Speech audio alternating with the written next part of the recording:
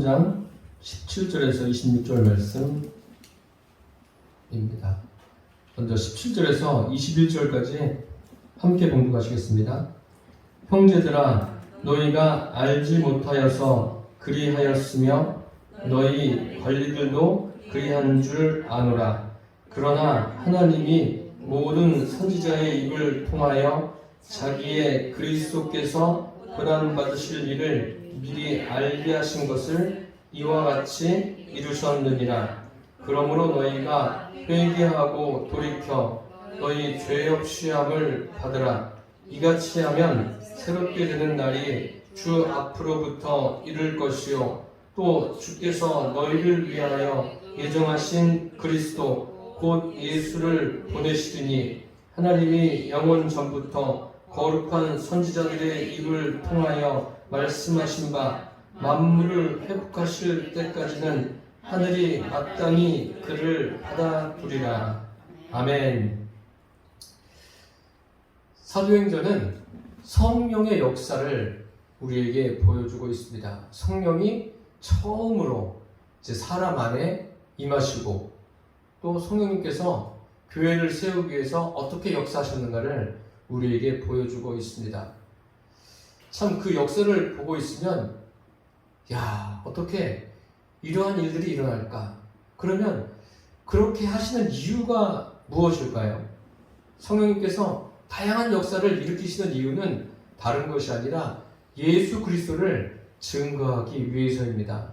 그리고 예수 그리스도를 증거하는 것, 예수 그리스도를 믿는 것은 성령의 역사가 아니고서는 되지 않음을 우리에게 확인시켜주는 그러한 내용이 사도행전의 내용이 되겠습니다.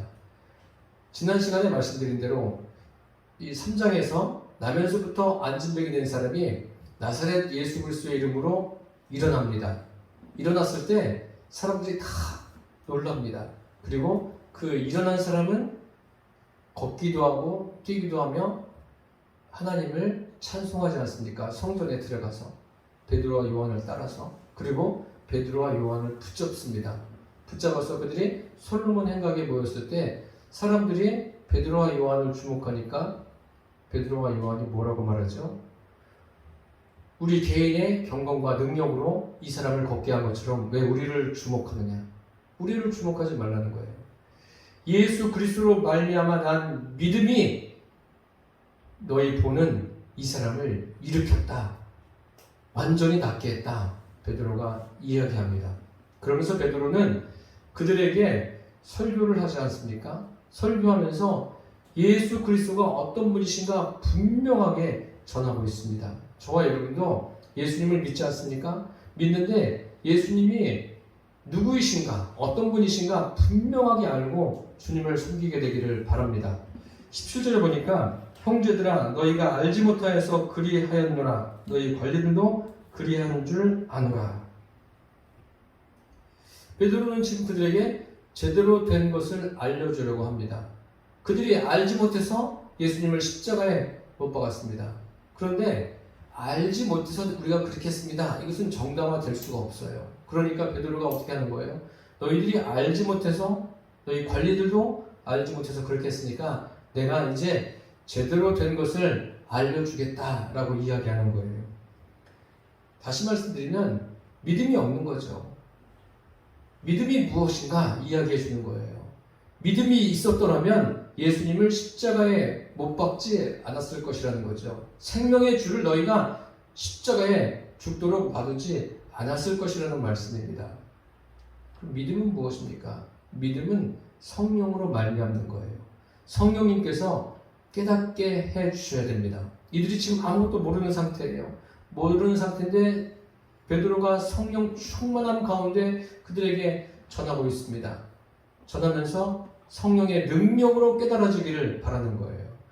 오늘 제가 이 사도행전을 설교할 때뿐만 아니라 설교할 때 여러분들이 성령의 능력으로 말씀이 깨달아지게 되기를 바랍니다. 우리는 열심히 훈련을 하고 반복을 하고 또 체험을 하면은 믿음이 막 쑥쑥 자랄 것 같죠? 그런 게 아닙니다. 성령의 능력으로 깨달아져야 돼요. 그것이 없이는 아무리 훈련을 하고 또 체험을 하고 반복해서 연습을 해서 되는 게 아니에요. 항상 성령님께 기대하십시오. 성령님, 제가 깨닫게 해주십시오. 하나님의 말씀을 깨닫고 주님이 하시는 그 일을 깨닫게 해주십시오. 지금 보세요. 나면서부터 안진병된 사람이 일어나지 않았습니까? 그러면 우리는 기적이다. 그것으로 끝내면 무슨 소용이 있습니까? 그럼 왜 주님께서는 지금 이 시점에서 그 사람을 일으키셨을까? 이것을 생각해 봐야 돼요. 그리고 베드로로 하여금 복음을 전하게 하고 있지 않습니까? 그럼 복음은 무엇인가? 그것을 명확하게 우리가 알고 있어야 돼요. 그래서 제가 짧지만 한 절 한 절 여러분들에게 설명해 드리겠습니다. 그들은 아무것도 모르는 상태예요. 그래서 이제는 그들에게 베드로가 알려줍니다. 18절에 보니까 그러나 하나님이 모든 선지자의 입을 통하여 자기의 그리스도께서 고난받으실 일을 미리 알게 하신 것을 이와 같이 이루셨느니라. 지금 그들 눈앞에 펼쳐진 광경은 매우 놀라운 일입니다. 나면서부터 걷지 못한 사람이 일어났어요. 일어났는데 이 일은 다른 것이 아니라 하나님께서 이미 구약의 여러 부분과 여러 모양으로 또 여러 선지자들을 일으켜서 하신 말씀이 이제 이곳에서 이루어진 것이다 라고 말하는 거예요.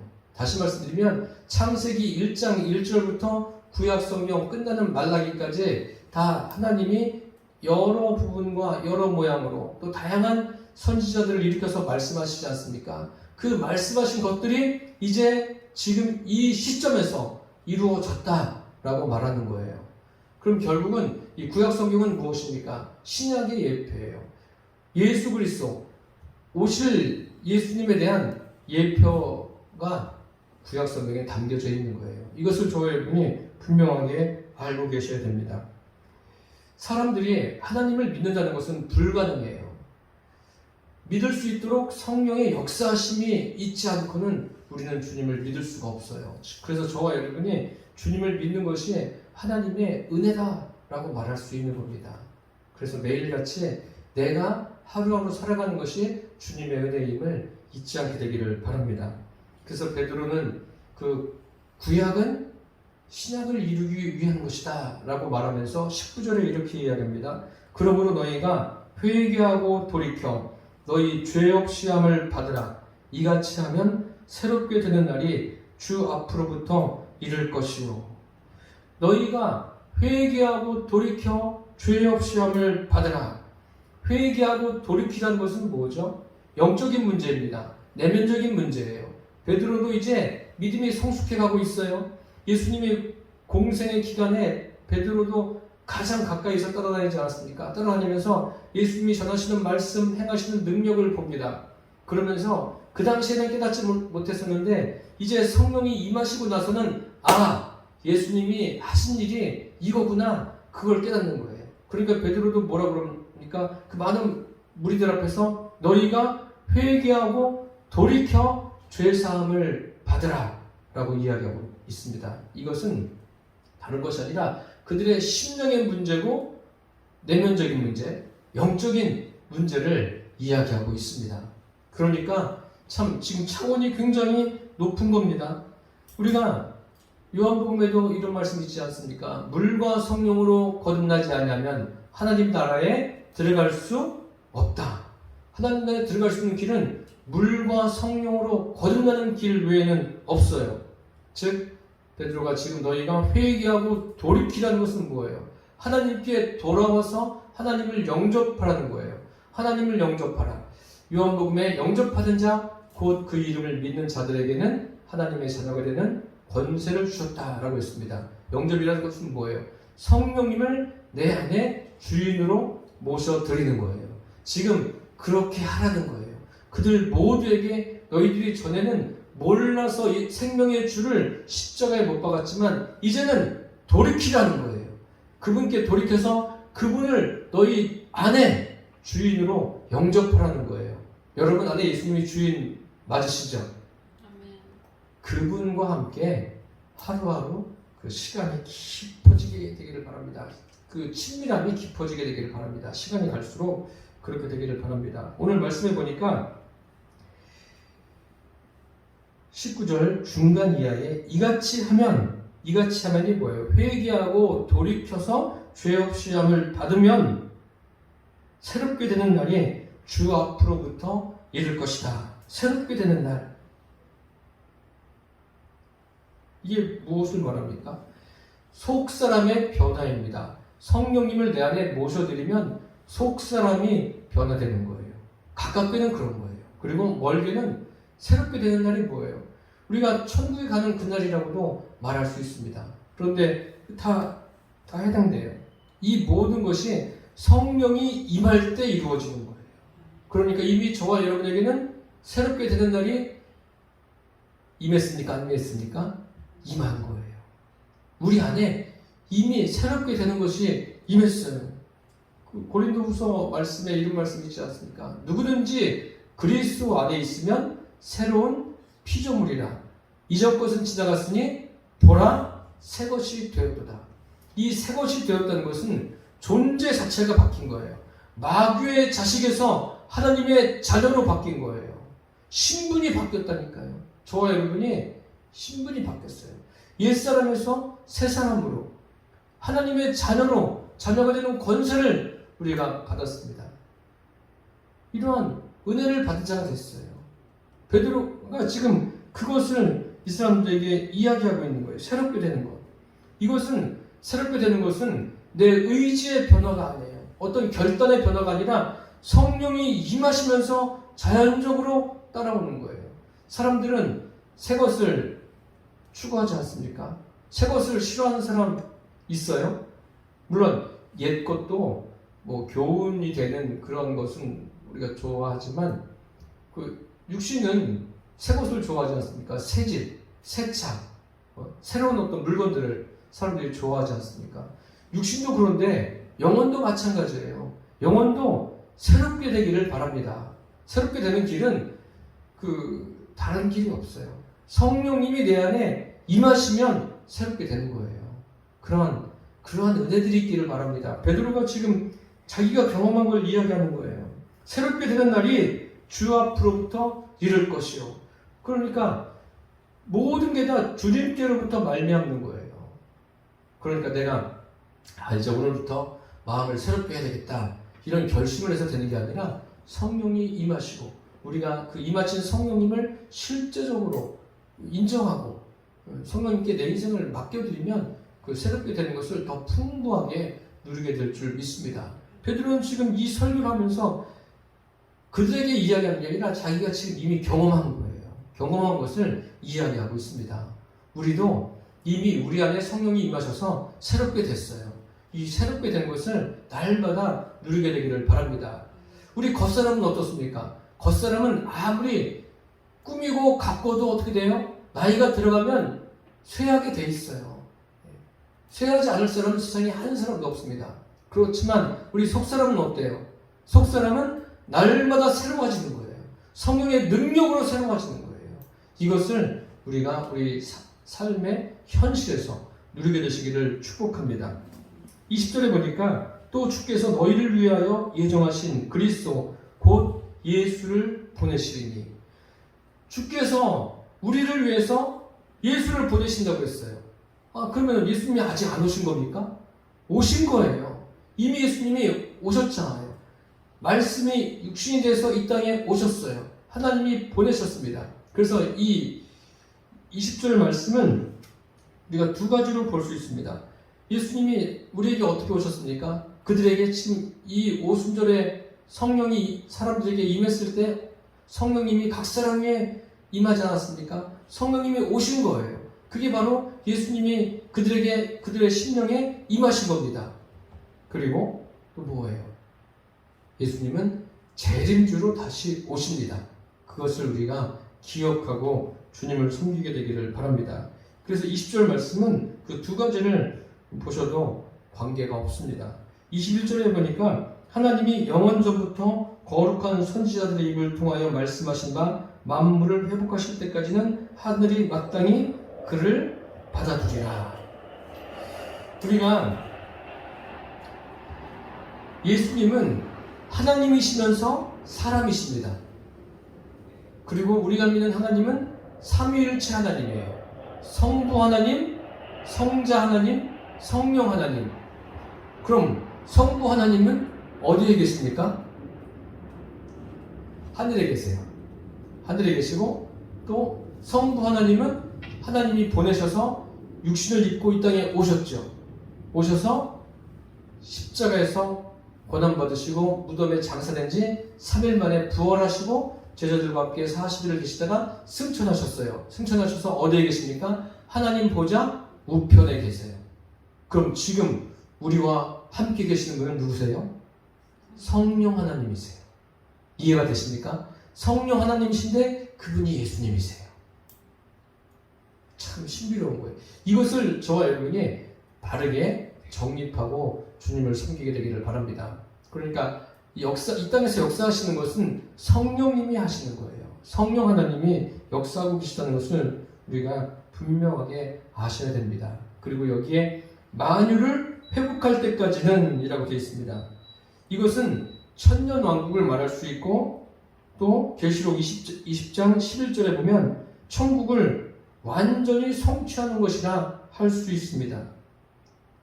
그래서 이 땅에서의 역사는 항상 성령님께서 역사하신다는 것을 아셔야 돼요. 그리고 성부 하나님이 어디에 계시고, 또 성자 하나님은 또 어디에 계신가, 또 성령 하나님은 어디에 계신가, 이것을 저와 여러분이 분명하게 아시고 잘 정립하고 계셔야 합니다. 22절부터 26절까지 함께 공독하시겠습니다. 22절에서 26절입니다. 모세가 말하되 주 하나님이 너희를 위하여 너희 형제 가운데서 나 같은 선지자 하나를 세울 것이니 너희가 무엇이든지 그의 모든 말을 들을 것이라. 누구든지 그 선지자의 말을 듣지 아니하는 자는 백성 중에서 멸망받으리라 하였고, 또한 사무엘 때부터 이어 말한 모든 선지자도 이때를 가리켜 말하였느니라. 너희는 선지자들의 자손이요 또 하나님이 너희 조상과 더불어 세우신 언약의 자손이라. 아브라함에게 이르시기를 땅 위의 모든 족속이 너의 씨로 말미암아 복을 받으리라 하셨으니, 하나님이 그 종을 세워 복 주시려고 너희에게 먼저 보내사 너희로 하여금 돌이켜 각각 그 악함을 버리게 하셨느니라. 아멘. 22절에 보니까 모세가 말하되 주 하나님이 너희를 위하여 너희 형제 가운데서 나 같은 선지자 하나를 세울 것이니 너희가 무엇이든지 그의 모든 말을 들을 것이라. 모세로 성경을 증거한다는 것은, 다시 말씀드리면 그리스도를 증거한다는 거예요. 모세로 그리스도를 증거한다. 즉 모세 오경으로 그리스도를 증거한다는 거예요. 모세 오경은 창세기, 출애굽기, 레위기, 민수기, 신명기, 이렇게 이 5권의 책으로 그리스도를 증거한다. 다시 말씀드리면 모세를 일으키지 않습니까? 하나님께서 모세를 일으켜서 이스라엘 백성들과 함께 애굽을 나오도록 광야길을 함께 인도해서 가지 않습니까? 그럼 그 모세가 누구입니까? 모세는 모세죠. 모세는 이스라엘 백성의 지도자인데 모세를 세우신 목적은 무엇입니까? 모세는 다른 것이 아니라 예수 그리스도를 예표하는 사람이에요. 그래서 구약에도 모세가 등장하지만 모세는 예수 그리스도의 예표입니다. 그것을 우리가 잘 정립하고 계셔야 됩니다. 그래서 모세가 뭐라고 말합니까? 여기 오늘 말씀해 보니까 모세가 말하되 주 하나님이 너희를 위하여 너희 형제 가운데서 나 같은 선지자 하나를 세웠다. 나 같은 선지자. 그래서 너희가 무엇이든지 그의 모든 말을 들을 것이라. 이것은 절대적인 거예요. 하나님의 말씀만이 절대적인 것 아닙니까? 사람이 하는 말은 들어도 되고 안 들어도 관계가 없어요. 그런데 하나님의 말씀은 사람을 통해서 하는 말씀이든 직접 하는 말씀이든 그것은 반드시 들어야 돼요. 모세는 절대자가 아닙니다. 하나님만이 절대자예요. 즉 여기에 나 같은 선지자. 그러니까 모세가 뭐라는 거예요? 모세는 예수 그리스도의 예표라는 것이에요. 이것을 우리가 이 사도행전에서 잘 정립하시기를 바랍니다. 그러니까 모세가 하는 말은 뭐예요? 모세도 자기의 생각을 가지고 이야기하는 것이 아니라 성경에 보면 여호와께서 모세에게 말씀하시되 하나님이 말씀하신 것을 받아서 이스라엘 백성들에게 그대로 전하는 거예요. 자기의 생각을 전하는 것이 아니라. 이런 부분에서 모세는 그 예수 그리스도의 예표가 되십니다. 이것을 저와 여러분이 잘 정립하고 성경을 읽으시면 성경을 읽을 때도 도움이 되고 도움만 되는 게 아니라 하나님께서 왜 모세를 세우셨는가, 그리고 모세뿐만 아니라 여러 사람들을 세우지 않습니까? 그 사람들을 통해서 다 예수 그리스도를 예표하는 내용들이 참 많이 기록되어 있어요. 오늘 22절에서 26절에 보면 모세뿐만 아니라 사무엘도 나오고 또 아브라함도 나옵니다. 그들을 통해서 무엇을 볼 수 있습니까? 예수 그리스도의 예표가 됨을 우리가 알 수가 있습니다. 22절에 보니까 누구든지 그 선지자의 말을 듣지 아니하는 자는 백성 중에서 멸망받으리라 하였고, 즉 절대자이신 모든 것에 온 우주 만물의 주인이신 하나님의 말씀을 듣지 않는 것은 뭐예요? 듣지 않는 것은 멸망입니다. 물론 하나님의 말씀을 듣고 안 듣고 그 취사 선택은 사람들에게 달려 있어요. 사람들에게 달려 있지만 그것에 대한 책임은 각자가 져야 하는 거예요. 그래서 이사야서 1장 말씀에 보면 너희가 즐겨 순종하면 땅의 아름다운 소산을 먹을 것이요 너희가 거절하여 배반하면 칼에 삼켜지리라. 여호와의 입의 말씀이니라. 그래서 이 하나님의 말씀을 우리가 즐겁게 순종할 수 있게 되기를 바랍니다. 그런데 때로는 그렇습니다. 우리가 이해가 부족해서 그럴 수도 있고 하나님의 말씀을 잘 알지 못해서 잘못 순종할 때가 있어요. 그리고 순종을 안 할 때가 있어요. 사람마다 다 개인차는 있겠지만 그 순종하기가 왜 이렇게 힘들까? 그런 게 있지 않습니까? 그런데 하나님은 우리가 왜 힘든 거예요? 내가 이걸 이렇게 했을 때 그 결과까지 우리가 생각하는 거 아닙니까? 그럼 내가 이것을 이렇게 했을 때 결과가 어떨까? 하나님은 그 결과를 생각하지 말고 말씀하시는 그곳에서 순종하는 거예요. 마치 누구처럼요? 아브라함이 이삭을 드릴 때 하나님이 뭐라고 그러십니까? 내 아들, 내 독자, 사랑하는 이삭을 번제로 드리라. 그러면 하나님이 원하시는 것은 무엇입니까? 순종을 원하시는 거예요. 그럼 아브라함이 사람이니까 여러 가지 생각이 들지 않겠습니까? 지금 내가 아들을 바쳤을 때, 드렸을 때, 그럼 하나님은 아들을 다시 살리실 것인가? 아니면 또 어떤 일을 이루실 것인가? 여러 가지 결과를 생각할 것 아닙니까? 사람은 그래요. 사람은 복잡한데 하나님은 우리에게 단순하게 하나님의 말씀 그 자체를 수용하고 따르기를 원하십니다. 그게 성경이에요. 그런데 참 우리가 왜 힘들어요? 우리 자신으로 하려고 하니까 힘든 겁니다. 그러니까 저와 여러분이 성령님을 의지할 수 있게 되기를 바랍니다.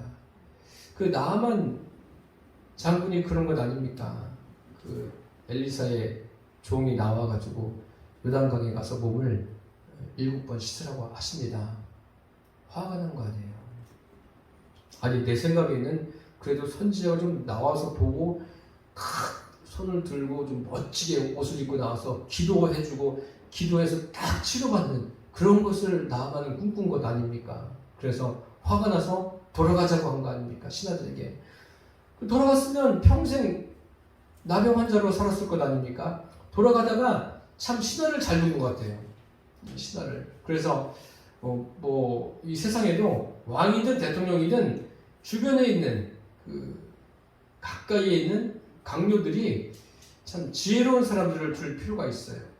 나아만 곁에 있는 사람이 뭐라고 말합니까? 이것보다 더한 것을 하라고 하면 하지 않았겠습니까? 하물며 그 요단강에 가서 몸을 씻는 건데 한번 해보시죠. 그렇게 권하는 거예요. 그러니까 말을 들어보니까 그 말도 일리가 있는 거예요. 그러니까 나아만이 어떻게 합니까? 성경이 그렇게 기록되어 있어요. 하나님의 사람의 말씀대로 요단강으로 갑니다. 가서 몸을 7번 씻습니다.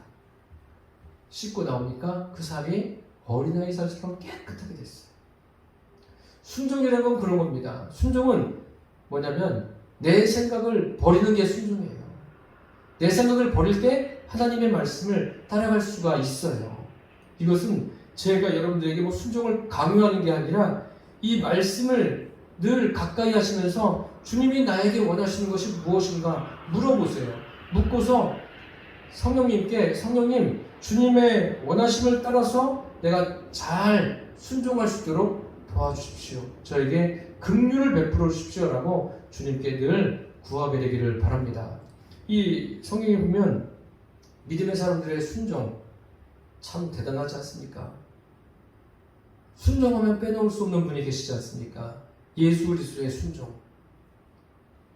그 앞에 있는 즐거움을 위해서 십자가를 참으셨어요. 십자가를 통해서 많은 영혼들이 하나님과 화목하게 될 것을 기대하면서 그 십자가를 참으시고 하나님 말씀에 순종하셨습니다. 모든 순종의 모본을 보이신 분이 예수님이십니다.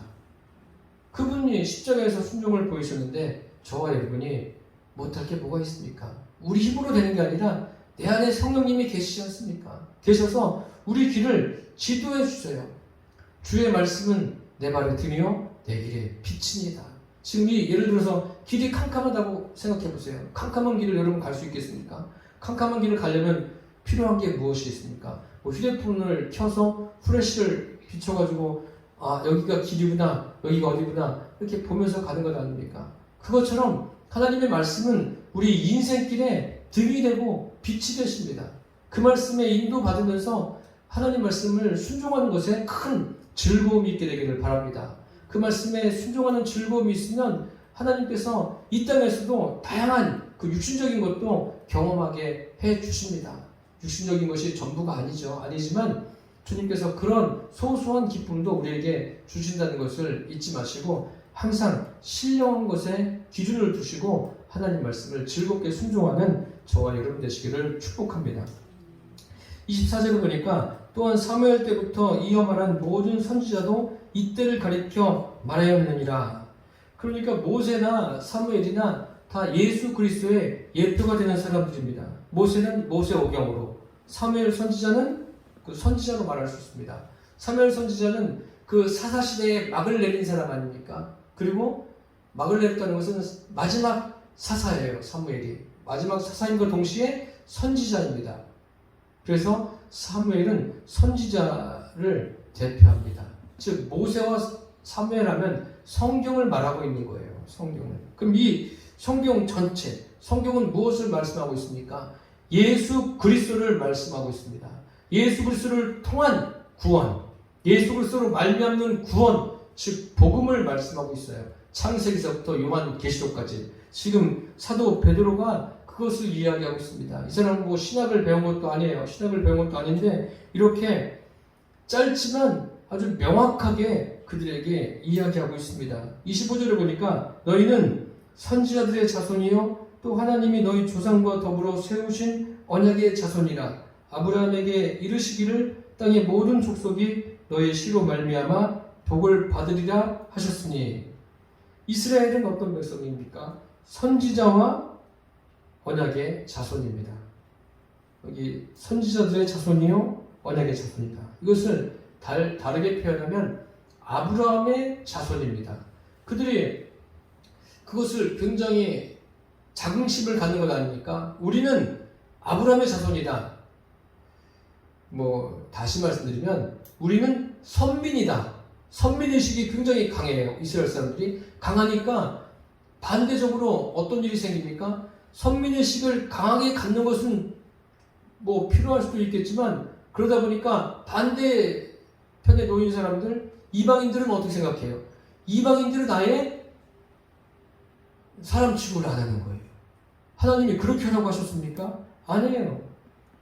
하나님은 사람들 다 똑같은 사람들이에요. 그런데 이 선민들이, 이스라엘 사람들이 그 선민의식을 가지고 사람들을 그렇게 취급하는 거예요. 하나님은 그것을 원하지 않으십니다. 그들의 그 잘못된 생각이죠. 그것은 바꿔야 되는 거예요. 26절에 보니까 하나님이 그 종을 세워 복 주시려고 너희에게 먼저 보내사 너희로 하여금 돌이켜 각각 그 악함을 버리게 하셨느니라. 그러니까 이방인보다 먼저 보내신 거예요. 이스라엘 사람들이 먼저 지금 경험하고 있는 거예요. 그러니까 뭐 선민의식을 가지라는 게 아닙니다. 먼저 보내신 것이지 선민이 아니에요. 아무리 이스라엘이라도 아브라함의 자손이라도 선지자들의 자손이라도 언약의 자손이라도 그 중심에 회개하지 않으면 안 된다는 겁니다. 그것을 베드로가 지금 아주 집약해서 이야기하고 있는 거예요. 지금 이 끝으로 그렇게 이야기하고 있는 거예요. 뭐라고 말합니까? 너희에게 먼저 보내셨으니 너희로 하여금 돌이켜, 끝이 중요합니다. 각각 그 악함을 버리게 하셨느니라. 각각이에요. 뭐 이스라엘 전체가 선민이니까 너희들은 다 구원받았어. 이거 아니에요. 각각이에요. 개인적인 거예요. 개인적으로 어떻게 하라고요? 그 악함을 버리게 하셨다. 악함을 버려라가 아니에요. 버리게 하셨다. 그럼 악함을 버리게 하시는 분이 누구십니까? 성령이 임하셔야 되는 거예요. 성령이 각 사람에게 임하셔야지, 아, 이것이 악이구나. 성령님, 이 악이 버려지게 해주십시오. 이 악이 떠나가게 해주십시오. 구하는 것 아닙니까? 지금 그것을 베드로가 말하고 있는 거예요. 너희들의 힘이 아니라 성령의 능력으로. 그런데 이 설교를 들을 때 생각해 보세요. 찔림이 오겠습니까? 안 오겠습니까? 놀라는 거예요. 이 무슨 베드로가 신학을 깊이 공부한 사람이 아닙니다. 성령이 임하시고 성령 충만하니까 제대로 된 것을 이야기하고 있는 거예요. 자기가 자기 안에서 정립이 되어진 거예요. 정립이 되어지고 그것을 그들에게 이야기하는 거예요. 각각 그 악함을 버리게 하셨다. 우리 각 개인이 중요합니다. 내 인생을 대신할 사람은 세상에 아무도 없어요. 어떻게 보면 사람들은요, 다 혼자예요. 혼자 하나님 앞에 서야 돼요. 하나님 앞에 우리가 어떻게 섭니까? 성령의 능력으로 서는 거예요. 그래서 내 안에 계신 그 성령님, 그분과 매일같이 동행이 깊어지기를 바랍니다. 그래서 성령의 능력으로 내 안에 악한 것이 버려지게 될 뿐만 아니라 아예 악한 것이 일절 틈타지 않도록 성령님께 구해서 우리 하루의 삶이 당당하고 담대하게 헤쳐나가게 되기를 바랍니다. 그냥 겨우겨우 버티는 삶이 아니라 성령의 능력으로 넉넉하게 감당되어지는 저와 여러분의 삶이 되시기를 축복합니다. 우리의 공로와 노력으로 사라지는 삶이 아니라 전적인 하나님의 은혜로 성령의 능력으로 사라지는 저와 여러분의 삶, 그래서 자랑할 것이 예수님께만 있는 그러한 삶이 되시기를 예수님의 이름으로 축원합니다. 기도하겠습니다. 살아계신 주님, 베드로가 나사렛 예수 그리스도의 이름으로 나면서부터 안진병이 된 사람을 일으켰습니다. 그리고 그것에 놀라면서 모여든 사람들에게 예수로 말미암아 난 믿음이 이 사람을 완전히 낫게 했다라고 이야기하면서 그들에게 성령이 아니고서는 이러한 일이 일어날 수 없음을 전하였습니다. 아버지, 지금 성령으로 우리 안에 주님이 임하여 계십니다. 우리도 날마다 성령님을 의지하며 성령으로 말미암아 삶이 사라지게 하여 주옵소서. 예수님의 이름으로 기도드립니다. 아멘.